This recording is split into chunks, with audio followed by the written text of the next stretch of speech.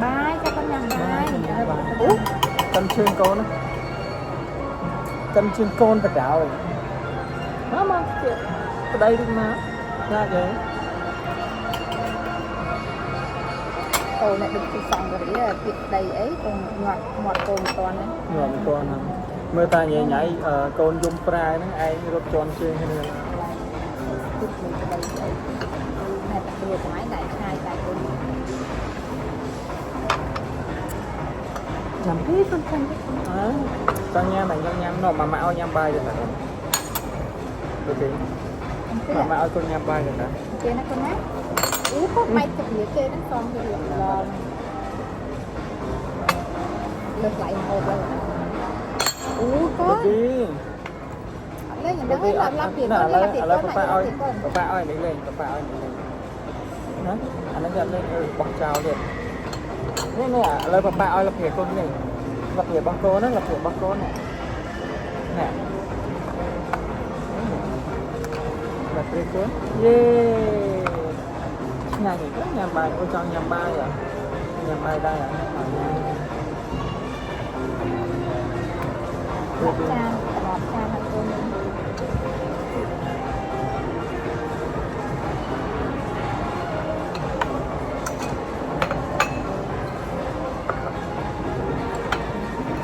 Đặt bài nằm đặt bài, ok, bài trang cái con. Thế bà đặt bài con này. Học chùa cái gì đây? Còn đập lên xuất phong nữa vậy đấy. Cái này mà bị đặt bài này, mà bị đặt bài như vậy không? Cái này lên xuất phong 10 papa món cái này. Nè, đã là con quay nữa. Mà này cho mấy papa phải cho con, cho mấy papa cho con. Nhâm nhâm. Ý ăn bàn. Ăn tê. Ăn tê. Nhâm ngon, vô một cái này đây. Cho bỏ vào như vậy. Canh nhâm hồi đây. Chào. Nhâm chứ. Ở đây vô taxi bữa cũng sẽ ăn. Ở đây. Còn làm nhầm hồi đây. Cho mong nhâm muốn đấy này. Chứ nó phải đây. Chà, có quần. Để nhầm này con tính của mặt. Đó. Ta bố là chắp cá, mong chắp cá. Bắt nguyên đây nè. Bắt nguyên đây nè, mà ở cái máy yên đây sớm này. Đã đậm quáp. Pinh quáp, pinh cuốt, ác kìa. Rồi. Cầm tiên á. Phạt á. Cho cầm tiên xuống cầm tiên mặt đây. Cầm tiên xuống cầm tiên xem nào. Cầm đi cùng.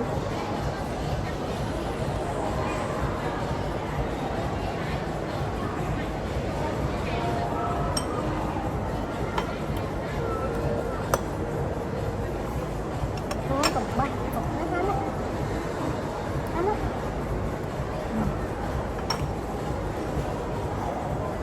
Apa?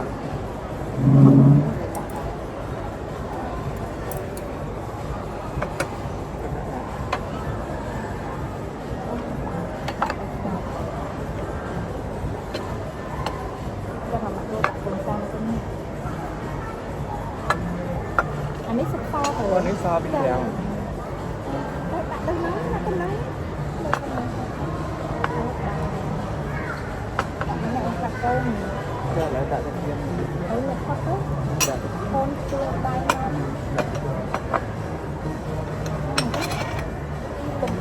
Tấm kia ngoạn mà mẹ con em sắp tấm kia. Sáng chậm mang lên. Cho là con chán từ này ôi. Mình chập hồn. Tấm kia nó con má, tấm kia má. Tấm kia nặng, con linh mạng kệ, con mạng kệ. Cantik. Papanya nak lang hala ko na pala. Papa nak natay may. Yan. Hala.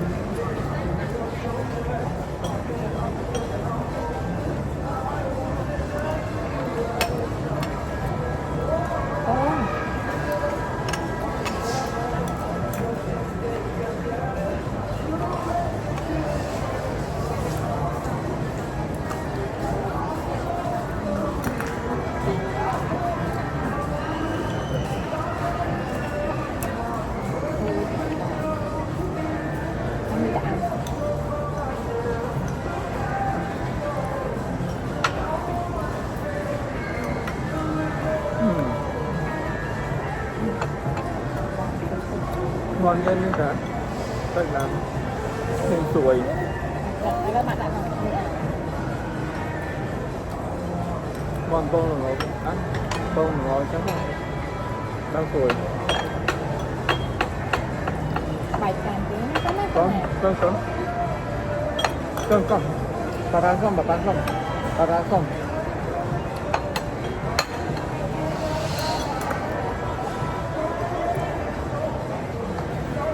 và tôi gặp ba chơi căn ai đã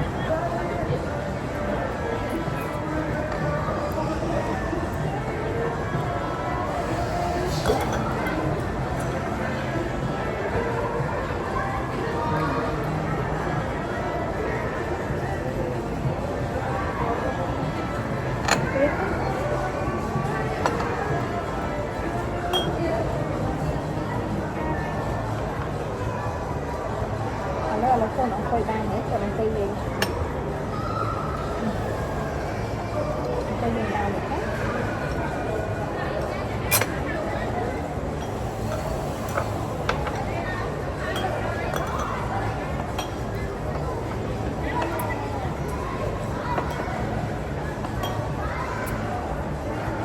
không quên ra đó cái nào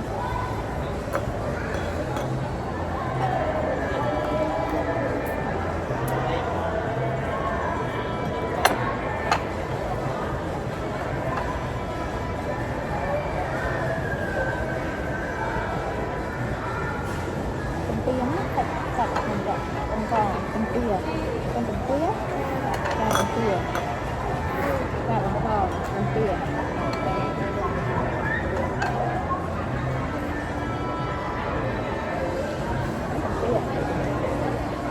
con mấy ngoài thành con một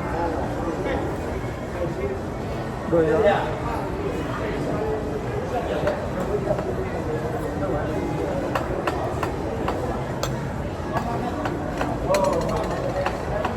bông đại châu không số bài ấy rồi này nhắn nè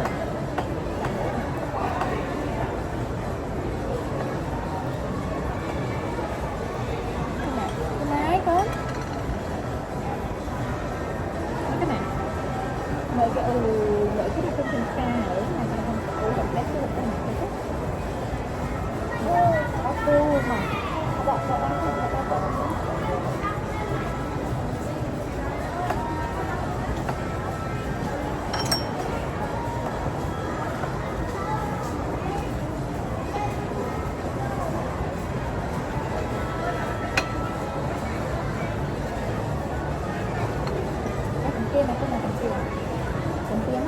con kia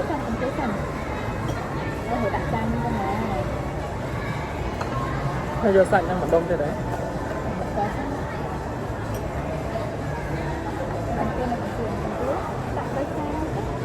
con kia nó không tiền mặt mềm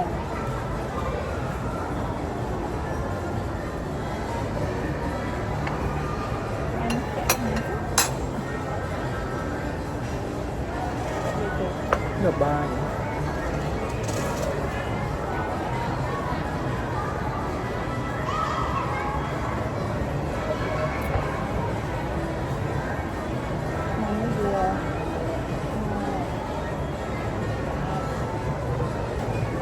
hello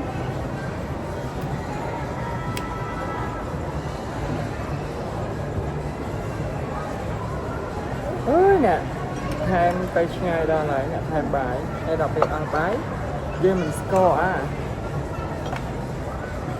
hỏi đặng chức năng mình làm món đó ở này on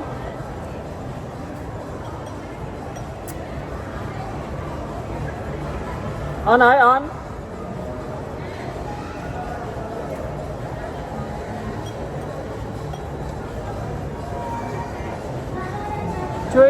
chơi đạ bài thay màn tính đó bật đây bởi ai giờ đặt bài nằng mỏ nhưng thay một ai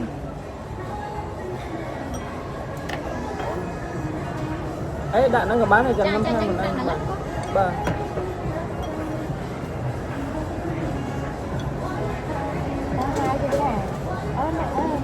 con hãy đi con hãy ốm nhé con hãy đi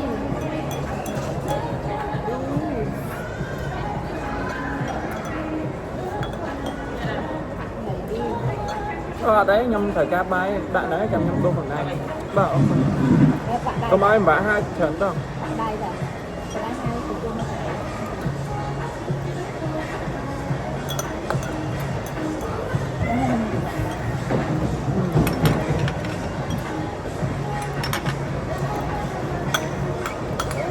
Cái số này, cái này, cái này. Mấy mơ là con này này. oh my god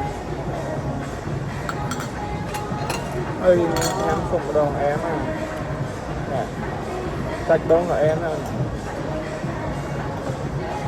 có mất đây sạch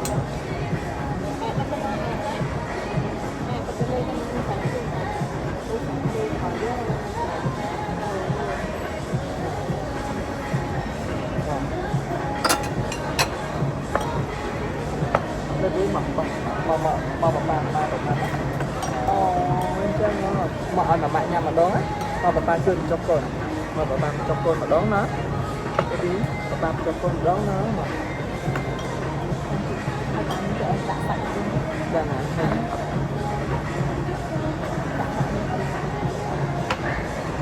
cháo rồi anh đang trong bên đấy là lại cố rồi con tham gia dễ hẹp ghê tham gia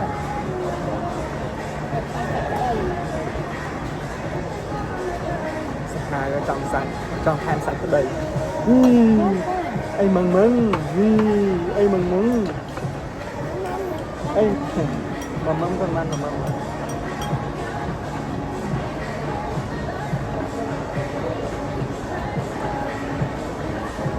mà katanya tak mulu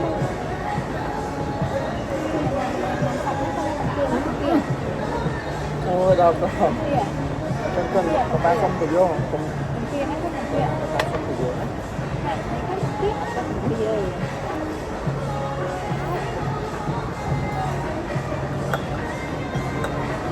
con pia con pia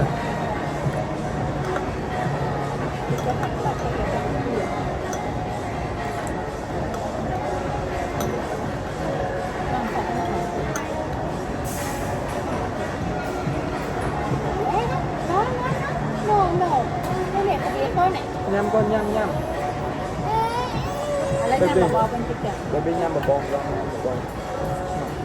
nhâm một bon nhanh nữa nhâm một con nhanh lấy cạnh nhâm một ngày đây này lấy cạnh đây này mà nó cứ chọc mami cứ chọc mama hay mami ấy cạnh nè lập bìa con nó còn lập bìa nó mò lại bài lại bài con lại bài đó ngọc lại bài là ô con lại bài chứ còn mỏ có ở con ấy ở con cha ủa sụp bé đó con lôi nè đây này nhâm sạch cái mày mới khỏi mày khỏi mày thì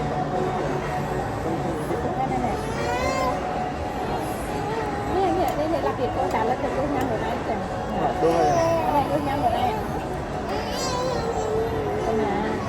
mà bà tô đam lên mà lên bà chọc mà nha mà mát hai bà non đam thế này nha mà mát hai bà non đam thế này mà bà non đam tên không rồi mà lấy nha mà mát hai trăm bà non đam đấy mà mát bà chọc mà mát nó hơi tơi mòn nha mà mát hơi tơi mòn nha mà mát hơi tơi mòn á nói xuống mà đấy